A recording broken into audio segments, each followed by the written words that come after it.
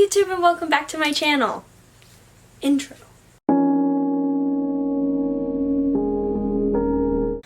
Now, this isn't my first time on YouTube. I have a couple videos that are already on my channel, that being a couple makeup tutorials and a very lonely booktube video. My channel mainly reflects what my revolving interests are at the time, and a new interest, which is actually an old interest but a new interest, is reading.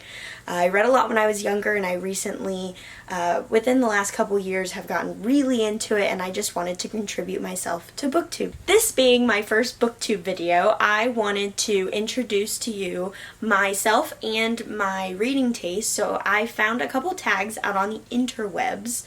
One being the Booktube Newbie tag done by Brenda originally, and one being the reading taste tag done by Sophia at Sophia's Corner. Both videos will be linked in the description below. There you'll find the list of questions that I'm answering today. I really didn't love all the questions in the Booktube Newbie tag, and I really didn't love all the questions in the reading taste tag, so I decided to pick and choose which ones I wanted to do and to make my own Franken tag, as you will say. So let's get into the tag. The first question is, why did you start this channel? I decided to start this channel because I was reading a lot. 6 to 8 books a month is a lot for me, and I wanted to make my reading a little more structured. I wanted to be able to do fun challenges that I wasn't feeling like I could do unless I posted it to the world. And I've had a YouTube channel before, and I really enjoy making videos, so I wanted to continue that but use my love of books. Okay, second question, what got you into reading? So originally, back in the day, I was an early reader. My grandma liked to tell this story that I was about 1 or 2, and I crawled over to a magazine. She was really scared that I was going to tear up the magazine, but instead I just flipped through the pages reading like. She loved to tell that story. So I think that's what originally got me into reading. My mom always read to me as a child, and there's this really cute picture from when, again, I was 2 or 3, and I'm going to put it right here. And there's this really adorable picture of me just sitting around a pile of books, so I think I've always been into reading. I always won the 25 book reading challenges when I was in school, so I think that reading's always been with me. Once I got to high school and college, the reading kind of went downhill because people were telling me what to read in English classes, and so I wasn't really like fulfilled reading wise. So that kind of stopped until I found Booktube, and Booktube was the one that gave me recommendations based on books I had already read, and I was really excited to get back into reading. Now to get into my reading taste. The third question is, what is your favorite genre? My favorite genre is probably contemporary fiction.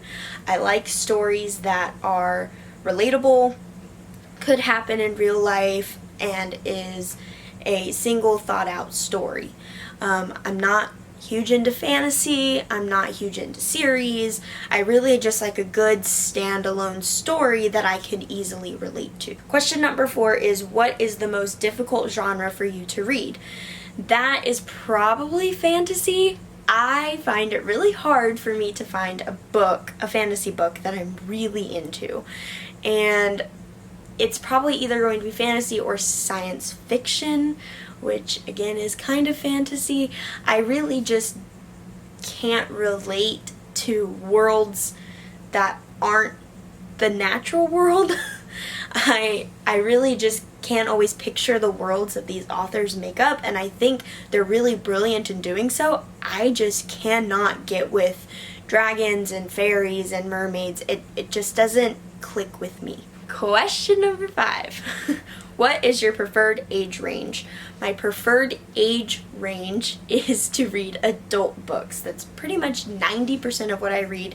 There is a couple YA romances or young adult romances that I get really into, especially during the summer, but 90% of my books are adult. Question number 6. What is your preferred perspective? My preferred perspective is usually when authors write from the character's point of view and not theirs.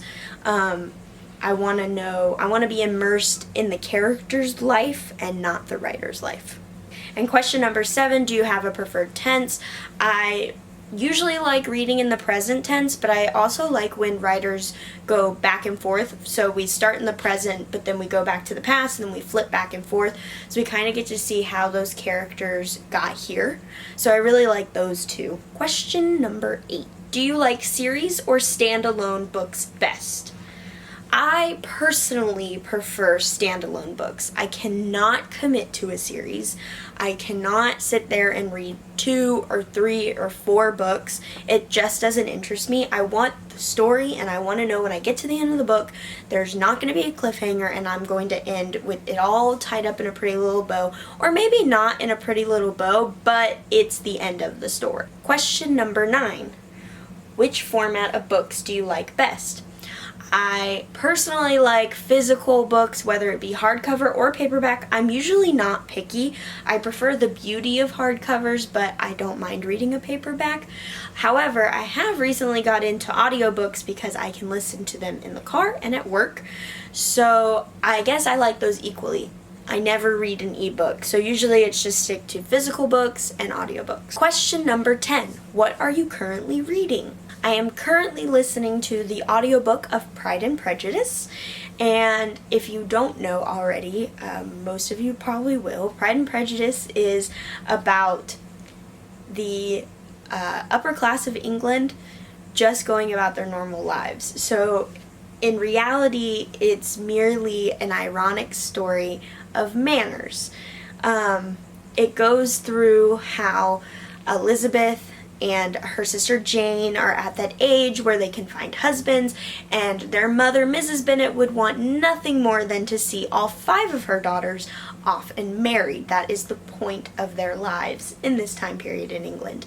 However, Elizabeth is a little bit more headstrong than Mrs. Bennet would like, and is not really liking the men that Mrs. Bennet is putting in front of her to meet and to hopefully marry. It is hilarious on audiobook, and I really recommend it so far. And the physical book I am reading is A Whole New World by Liz Bracewell. Sorry for the glare, it is a library book. But basically, what the story is if Aladdin never got the lamp and never got to experience the genie. What if Jafar got it the whole time? And then what is he supposed to do? So it starts off the same story as Aladdin. He meets Jasmine in the street, he rescues her, and then he gets trapped by Jafar to go rescue the lamp from the Cave of Wonders. However, what if Jafar always gets the lamp and Aladdin never experiences the genie? What would happen then?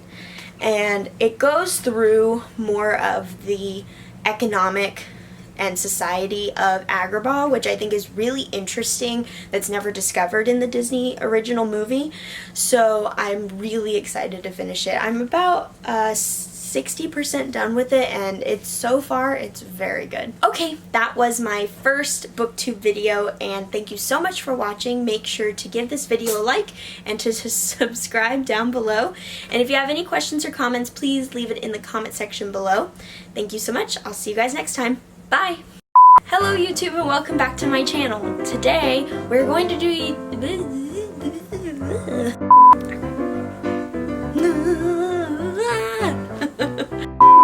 Are you done? This guy is bugging me. Come here.